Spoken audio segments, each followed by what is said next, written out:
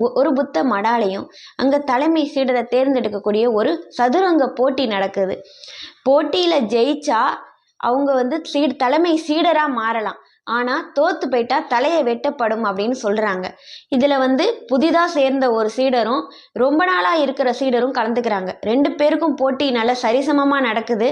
அதில் புதிதாக வந்த சீடர் ஜெயிக்கக்கூடிய ஒரு கட்டத்துக்கு வராரு. அப்போ அவர் மனதில் என்ன தோணுதுன்னா, நாம் ஜெயிச்சா நம்ம வந்து ஒரு இதாக பதவியில் வந்துடலாம். ஆனால் இந்த சீடர் தோற்று போயிட்டாருன்னா அவர் தலையை வெட்டிடுவாங்க. ரொம்ப காலமாக இருந்து சேவை செய்துட்டு இருக்கிற அவர் வந்து தோக்கக்கூடாது அப்படின்னு சொல்லி இந்த புதிதாக வந்த சீடர் வந்து தோற்று போயிடுறார், விட்டு கொடுத்துட்றார். அதனால் அந்த சீடருக்கு வந்து தலைமை பதவியை சூடிடுறாங்க. இப்போ இது வந்து அங்கே போட்டியாளராக இருந்த அவருக்கு தெரியுது இவர் விட்டு கொடுத்துட்டாரு அப்படின்னு.